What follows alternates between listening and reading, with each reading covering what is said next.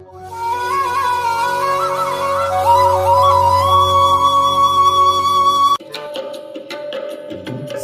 सवेरे लेकर तेरा नाम प्रभु,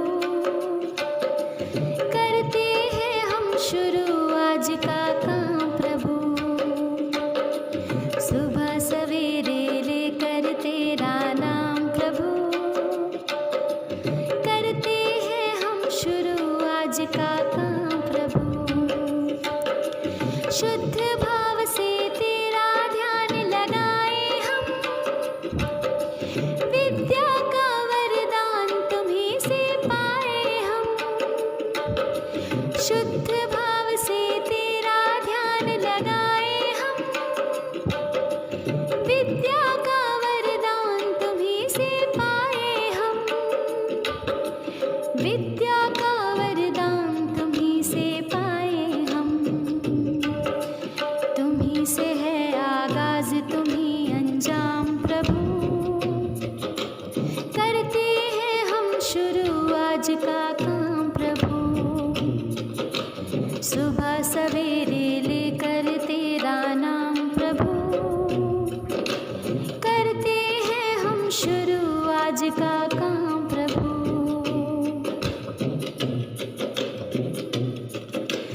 गुरुओं का सत्कार कभी ना भूले हम, इतना बने महान गगन को छू ले हम। गुरुओं का सत्कार कभी ना भूले हम, इतना बने महान गगन को छू ले हम।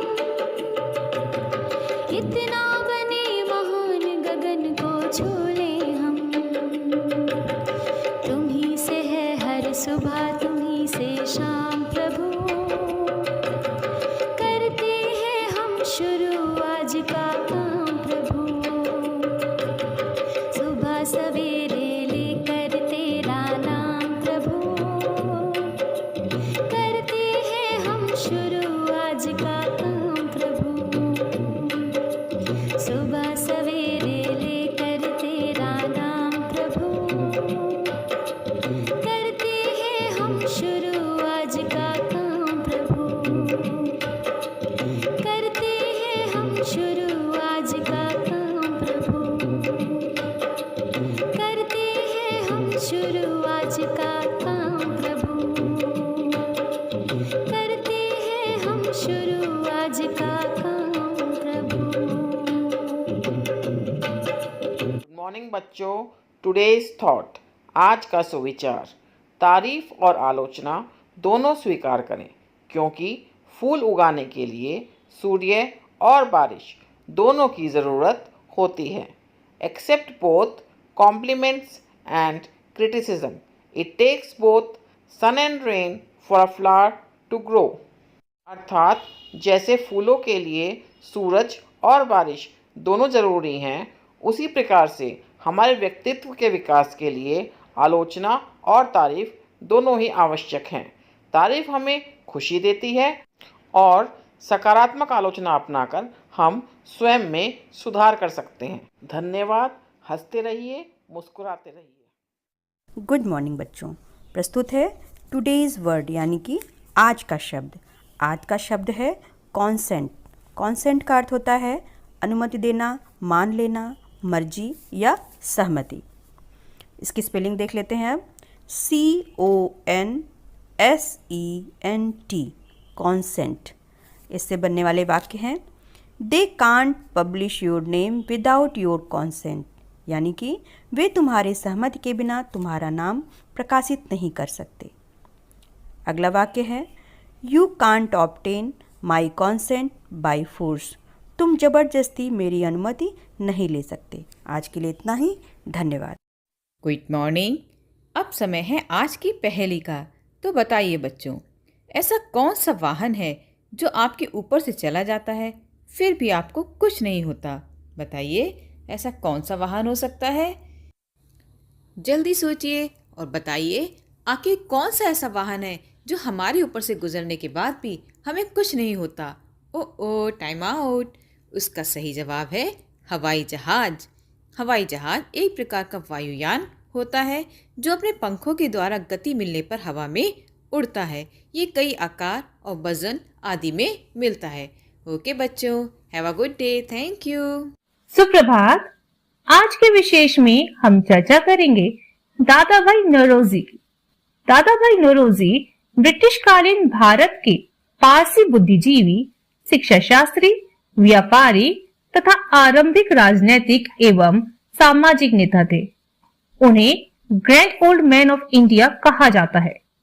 उन्होंने भारतीयों की राजनीतिक दास्ता और दयनीय स्थिति की ओर विश्व लोकमत का ध्यान आकृष्ट करने के लिए poverty and un-British rule in India नामक पुस्तक लिखी। वे कहा करते थे, मैं धर्म और जाति से परे एक भारतीय हूं। जब एक शब्द से काम चल जाए तो दो शब्दों का प्रयोग नहीं करना चाहिए। आज के लिए बस इतना ही, फिर मिलेंगे। धन्यवाद। सवेरे का नमस्कार। आइए अब जानते हैं इतिहास के पन्नों से कुछ महत्वपूर्ण तथ्य।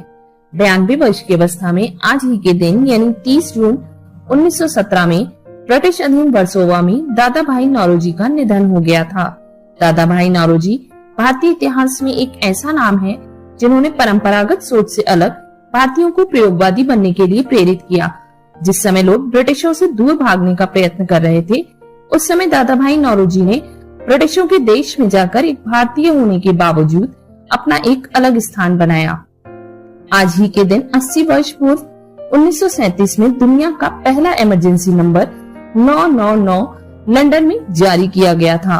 वर्ष 1935 में लंदन में 5 महिलाओं की हत्या के 2 वर्ष बाद यह इमरजेंसी कॉल सिस्टम शुरू किया गया था। नंबर लॉन्च होने के एक सप्ताह बाद 7 जुलाई को इसके जरिए पहली गिरफ्तारी की गई थी। आज के लिए इतना ही। धन्यवाद। नमस्कार। आज के प्रश्नोत्तरी में आप सभी का स्वागत है। तो शुरू करते हैं आज के प्रश्न। आज का पहला प्रश्न है, रामायण के रचयिता कौन है? उत्तर है ऋषि वाल्मीकि।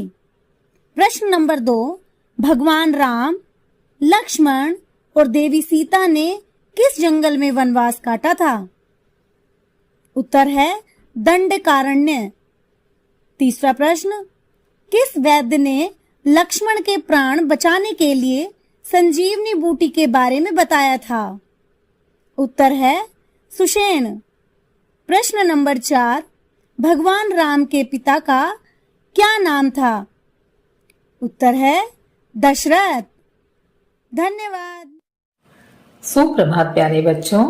आज का बाल गीत है, सूरज की किरणें आती हैं, सारी कलियां खिल जाती हैं, अंधकार सब खो जाता है, सब जग सुंदर हो जाता है।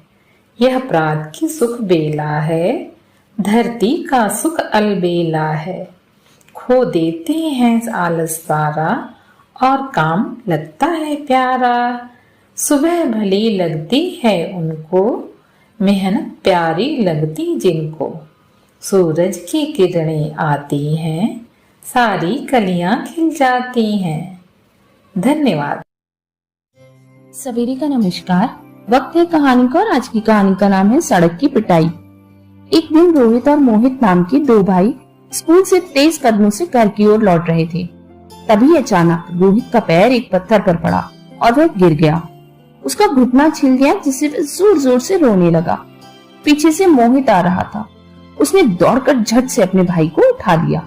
मोहित समझदार था। उसने रोहित को काफी समझाया, लेकिन वे चुप ही नहीं हो रहा था। मोहित ने झटपट एक उपाय सोचा और सड़क पर 4-5 जोर से लात मारी और कहा, इसने तुम्हें चोट लगाई थी ना, मैंने इसको चोट लगा दी।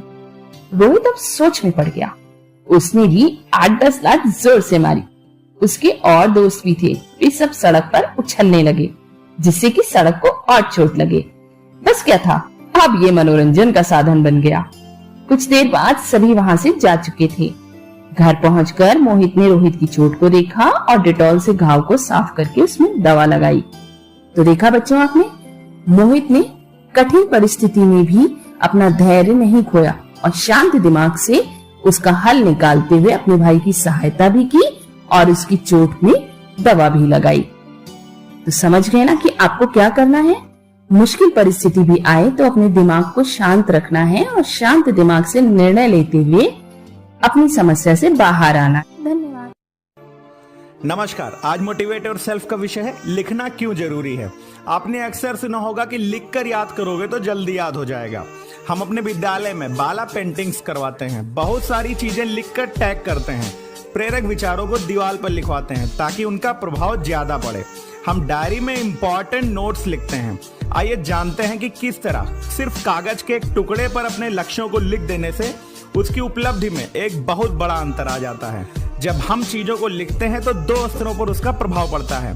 पहला बाहरी संग्रहण और दूसरी इनकोडिंग जो हमारे मस्तिष्क में होती है। किसी चीज को कागज पर लिखने से वो हमारी पहुंच में आ जाती है और उसकी समीक्षा करना आसान हो जाता है। अगर हम उसे किसी ऐसी जगह चिपका देते हैं जहां पर हमारी नजर बार बार पड़ती है तो वो हमें धीरे धीरे याद हो जाता है। अब हम बात करते हैं इनकोडिंग की। ये एक जैविक प्रक्रिया है जिसके द्वारा हमारा मस्तिष्क यह निर्णय लेता है कि हमारी दीर्घकालिक स्मृति में क्या रखना है और क्या छोड़ देना है। लेखन इस इनकोडिंग प्रक्रिया में सुधार करता है। दूसरे शब्दों में जो चीजें हम लिखते हैं उनके याद किए जाने की अधिक संभावना होती है। अब देखते हैं ये काम कैसे करता है। हमारा मस्तिष्क उन चीजों के लिए बेहतर स्मृति प्रदर्शित करता है जो हम खुद जनरेट करते हैं, क्रिएट करते हैं, बजाय उन चीजों के जो हम सिर्फ पढ़ते हैं या सुनते हैं। इसे जनरेशन इफेक्ट कहते हैं। जब हम अपने लक्ष्य लिखते हैं तो हमारे मस्तिष्क को दो बार जनरेशन इफेक्ट प्राप्त होता है। पहला, जब हम अपने मस्तिष्क में चिंतन करके उसकी छवि बनाते हैं, और दूसरा जब हम उसे लिखते हैं, क्योंकि तब हम उस छवि को पुनर्जीवित कर रहे होते हैं। लिखने से वास्तव में महत्वपूर्ण जानकारी को याद करने में भी सुधार होता है। सामान्यतः हम वही चीजें लिखते हैं जो सामान्य रूप से याद नहीं होती और जो बेहतर होती हैं। एक अध्ययन में पाया गया कि जो लोग कक्षा में नोट्स नहीं ले रहे थे उन्हें कक्षा के बाद कई महत्वहीन तथ्य भी याद थे, लेकिन जो लोग नोट्स ले रहे थे उन्हें कम महत्वहीन तथ्य याद थे जबकि ज्यादा महत्वपूर्ण तथ्य याद थे। इस प्रकार लिखना न सिर्फ याद करने में मददगार होता है बल्कि यह वास्तव में महत्वपूर्ण सामग्री पर ध्यान केंद्रित करने में मदद करके हमारे दिमाग को अधिक कुशल बनाता है। धन्यवाद। आपका दिन शुभ हो।